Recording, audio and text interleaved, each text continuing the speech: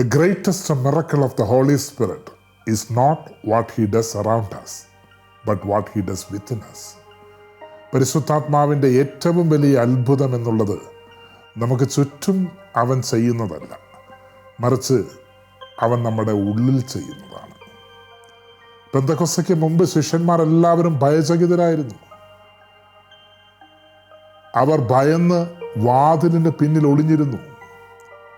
എന്നാൽ പരിശുദ്ധാത്മാവ് അവരുടെ മേൽ വന്നപ്പോൾ, അവർ പരിശുദ്ധാത്മാവിൽ നിറഞ്ഞപ്പോൾ, ദൈവാത്മാവ് അവരുടെ ജീവിതത്തെ രൂപാന്തരപ്പെടുത്തി. രൂപാന്തരപ്പെട്ട തങ്ങളുടെ ജീവിതങ്ങളിൽ ദൈവാത്മാവിൻ്റെ നിറവിൽ മറ്റുള്ളവർക്ക് മനസ്സിലാകും വിധം ഉന്നത നിലവാരമുള്ള ആത്മാവിൻ്റെ പ്രവർത്തികൾ പ്രകടമാകാൻ തുടങ്ങി. Yes, before Pentecost, the disciples were afraid and hiding behind their locked doors. After disciples were filled with the Holy Spirit, their lives were completely transformed. The fullness of the Holy Spirit produces visible spiritual manifestations in their life. Based on the Catechism of Catholic Church, Pentecost is not just an event. It was the beginning of the Spirit-filled life. It reveals what Holy Spirit wants to continue to do in church or in every believer. ദൈവത്തിൻ്റെ പരിശുദ്ധാത്മാവ് ഓരോ വിശ്വാസികളിലൂടെയും പ്രവർത്തിക്കാൻ ആഗ്രഹിക്കുന്ന കാര്യങ്ങൾ വെളിപ്പെടും. യേശുക്രിസ്തുവിനെ പരസ്യമായും തള്ളിപ്പറഞ്ഞ വിശുദ്ധ പത്രോസ് അപ്പോസ്തലൻ, when he was filled with the Holy Spirit, പരസ്യമായും യേശുവിനെ പ്രസംഗിച്ചു. ഏകദേശം 3000-ഓളം പേർ ഒറ്റ ദിവസം മാനസാന്തരപ്പെട്ടു. ദൈവത്തിന്റെ വചനം അപ്പോസ്തല പ്രവർത്തനങ്ങളുടെ പുസ്തകം 2-ാം അധ്യായം 41-ാം തിരുവെഴുത്ത് ഓർമ്മപ്പെടുത്തുകയാണ്. 3000-ഓളം പേർ ആ ദിവസം അവരോടൊപ്പം ചേർന്നു. About 3,000 people were converted in one day. വീണ്ടും നമുക്ക് കാണാൻ കഴിയും, ക്രിസ്തുമാർഗം സ്വീകരിച്ചിരുന്ന സ്ത്രീ പുരുഷന്മാരിൽ ആരെ കണ്ടാലും ബന്ധനസ്ഥരാക്കുവാൻ തക്കവിധം പ്രധാന പുരോഹിതന്മാരിൽ നിന്നും അവകാശപത്രം കൈവശമാക്കിയ സാവൂൾ ദമാസ്കസിലേക്കുള്ള യാത്ര മധ്യയിൽ തന്റെ അടയ്ക്കപ്പെട്ട കണ്ണുകൾ തുറക്കപ്പെടുവാനും താൻ പരിശുദ്ധാത്മാവിനാൽ നിറയപ്പെടുന്നതിനുമായി ദൈവം അനന്യാസിന്റെ കരങ്ങളിലൂടെ പ്രവർത്തിച്ചപ്പോൾ, ദൈവത്തിന്റെ പരിശുദ്ധാത്മാവ് സാവൂളിന്റെ മേൽ വന്നപ്പോൾ, when he was filled with the Holy Spirit, ദൈവത്തിന്റെ വചനം ഓർമ്മപ്പെടുത്തുകയാണ്. അപ്പോസ്തല പ്രവർത്തനങ്ങളുടെ പുസ്തകം 9-ാം അധ്യായം 20-ാം തിരുവെഴുത്ത്, ഏറെ താമസിയാതെ യേശു ദൈവപുത്രനാണെന്ന് എല്ലാ സിനഗോഗുകളിലും പോയി അവൻ പ്രസംഗിച്ചു. Without delay, he started to proclaim Jesus is the Son of God in all synagogues. നമുക്ക് വീണ്ടും കാണാൻ കഴിയുന്നുണ്ട്, ഒരു സാധാരണ പെൺകുട്ടിയുടെ മുമ്പിൽ, ഒരു പരിചാരികയുടെ മുമ്പിൽ യേശുവിനെ പരസ്യമായി തള്ളിപ്പറഞ്ഞ വിശുദ്ധ പത്രോസ് അപ്പോസ്തലൻ ദൈവത്തിന്റെ പരിശുദ്ധാത്മാവിനാൽ നിറയപ്പെട്ട് ആത്മാവിനാൽ ജീവിതം നയിക്കപ്പെടാൻ തുടങ്ങിയപ്പോൾ, ഭരണാധികാരികളുടെയും ജനപ്രമാണികളുടെയും ഇസ്രായേൽ ജനത്തിന്റെ മുമ്പിൽ തന്നിലൂടെ യേശു ഒരു രോഗിക്ക് നൽകിയ സൗഖ്യത്തെക്കുറിച്ച് വിചാരണ ചെയ്യപ്പെടേണ്ടി വന്നപ്പോൾ, പത്രോസ് അപ്പോസ്തലൻ അവരോട് പറഞ്ഞത് എന്താണെന്നറിയണ്ടേ? അപ്പോസ്തല പ്രവർത്തന പുസ്തകത്തിൽ 4-ാം അധ്യായം 9, 10, 11, 12 തിരുവെഴുത്തുകളുണ്ട്. Thank you holy spirit. Pathros പറഞ്ഞു, എന്ത് മാർഗങ്ങൾ ഉപയോഗിച്ചാണ് ഞങ്ങൾ ഈ മനുഷ്യനെ സുഖപ്പെടുത്തിനെ കുറിച്ചാണ് ഞങ്ങൾ ഇപ്പോൾ വിചാരണ ചെയ്യപ്പെടുന്നതെങ്കിൽ, നിങ്ങൾ കുരിശിൽ തറച്ചു കൊല്ലുകയും എന്നാൽ ദൈവം മരിച്ചവരിൽ നിന്നും ഉയർപ്പിക്കുകയും ചെയ്ത നസ്രായനായ യേശുക്രിസ്തുവിന്റെ നാമത്തിലാണ് ഈ മനുഷ്യൻ സുഖം പ്രാപിച്ച് നിങ്ങളുടെ മുമ്പിൽ നിൽക്കുന്നത്. പണിക്കാരായ നിങ്ങൾ തള്ളിക്കളഞ്ഞ കല്ല് മൂലക്കല്ലായി തീർന്നിരിക്കുന്നു. ആ കല്ലാണ് യേശു. മറ്റാരിലും രക്ഷയില്ല. ആകാശത്തിന് കീഴെ മനുഷ്യരുടെ നമ്മുടെ രക്ഷയ്ക്കായി മറ്റൊരു നാമവും നൽകപ്പെട്ടിട്ടില്ല. Thank you holy spirit. See how beautifully the Holy Spirit is introducing Jesus of Nazareth through him.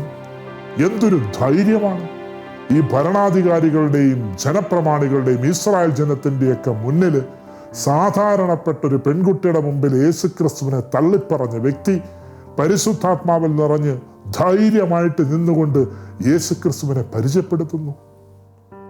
മറ്റാരിലും രക്ഷയില്ല. ആകാശത്തിന് കീഴെ മനുഷ്യരുടെ നമ്മുടെ രക്ഷയ്ക്കായി മറ്റൊരു നാമവും നൽകപ്പെട്ടിട്ടില്ല. Thank you holy spirit. എന്തു ധൈര്യമാണ്! 13-ാം വചനം പറയുകയാണ്. Thank you holy spirit. മാവ് പറയുകയാണ് ഇതും കൂടെ പറയാൻ. 13-ാം തിരുവെഴുത്തിൽ പറയുകയാണ്, പത്രോസിന്റെയും യോഹന്നാന്റെയും ധൈര്യം അവർ കാണുകയും ഇവർ സാധാരണ വിദ്യാവിഹീനരായ മനുഷ്യരാണെന്ന് മനസ്സിലാക്കുകയും ചെയ്തപ്പോൾ അവർ അത്ഭുതപ്പെട്ടു.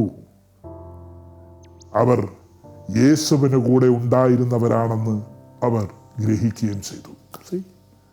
കേട്ടിരുന്നവർക്ക് മനസ്സിലായി ഇവർ യേശുവിൻ്റെ ആളാണ്. കേൾക്കുകയും കാണുകയും ചെയ്യുന്നവർക്ക് മനസ്സിലായി ഇവർ യേശുക്രിസ്തുവിന്റെ കൂടെ ഉണ്ടായിരുന്നവരാണ്. ഇവർ യേശുക്രിസ്തുവിന്റെ കൂടെ ഉള്ളവരാണ്, യേശുവിന്റെ ആളുകളാണ്. കത്തോലിക്ക സഭയുടെ മതബോധന ഗ്രന്ഥത്തിൽ 852-ാം ഖണ്ഡികയിൽ, താങ്ക് യു ഹോളി സ്പിരിറ്റ്, അവിടെ പ്രബോധനം ഓർമ്മപ്പെടുത്തുകയാണ്. Holy Spirit is the principal agent of evangelisation. Holy Spirit is the one who gives courage for evangelization. And Holy Spirit is the one who changes a fearful Christians into missionary disciples.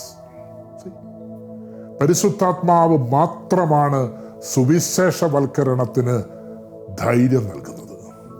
പരിശുദ്ധാത്മാവ് മാത്രമാണ് ഭയമുള്ള ക്രിസ്ത്യാനികളെ തീഷ്ണമതിയായ മിഷനറികളാക്കി മാറ്റുന്നത്.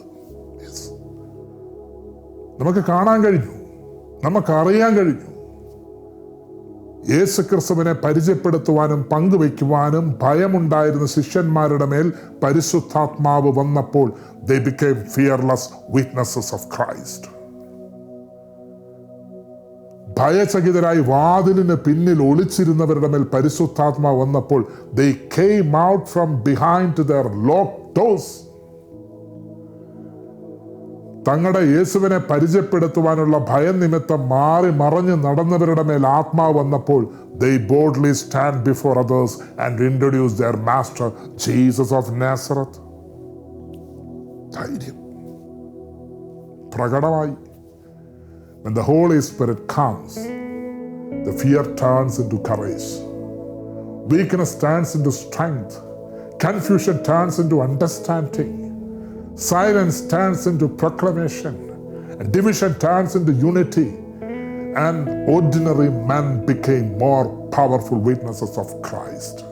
Thank you, Holy Spirit.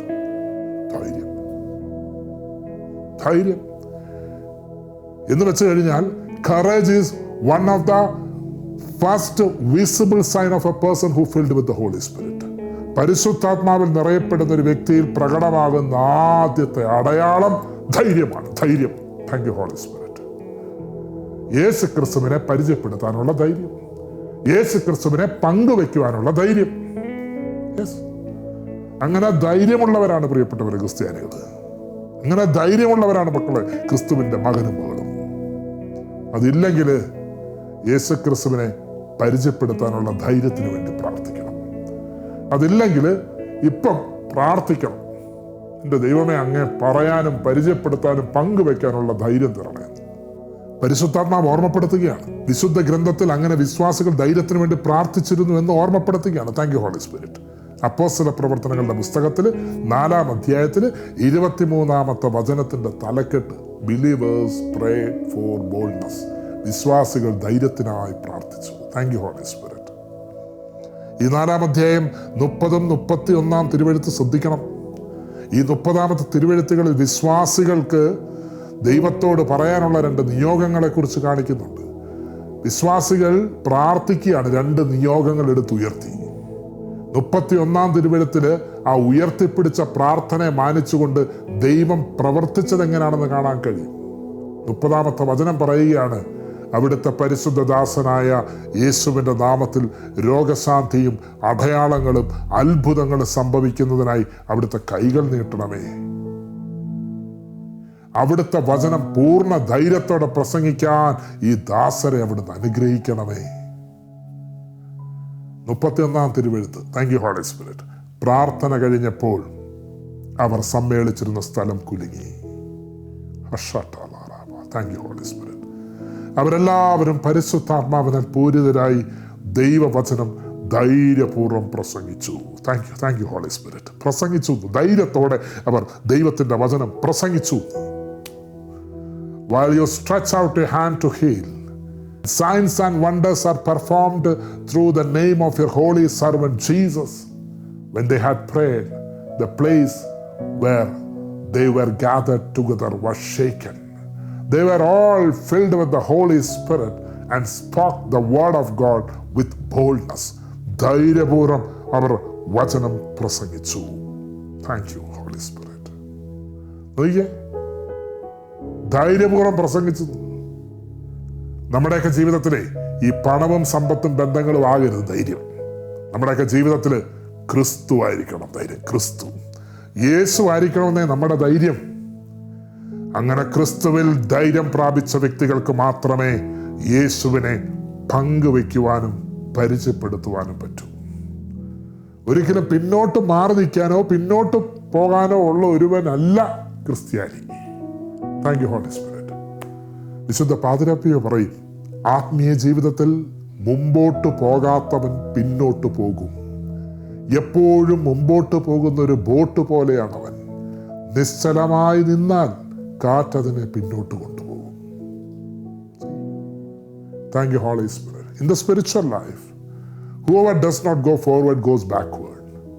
It's the same as with a boat that always must go forward.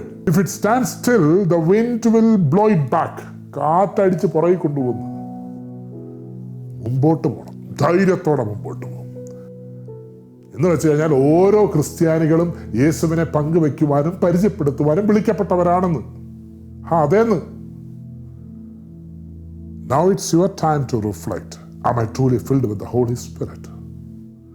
എൻ്റെ യേശുവിനെ പങ്കുവെക്കുവാനും പരിചയപ്പെടുത്തുവാനുമുള്ള ഒരു ആത്മാവിൻ്റെ നിറവ് എനിക്കുണ്ടോ എന്ന് ഞാനിപ്പോൾ ഇരുന്ന് ചിന്തിക്കുക, പ്രാർത്ഥിക്കുക, ആലോചിക്കുക. അതില്ലെങ്കിൽ ആ ഒരു ധൈര്യത്തിന് വേണ്ടി ദാഹിക്കുന്ന ഒരു മകനോ മകളോ ആണ് നീ എങ്കിൽ, the Holy Spirit will set your heart on fire. He will fill you with courage, wisdom, holiness and love. And he will make you a powerful witnesses of Jesus of Nazareth. Stay blessed. Holy day in Christ. Hallelujah.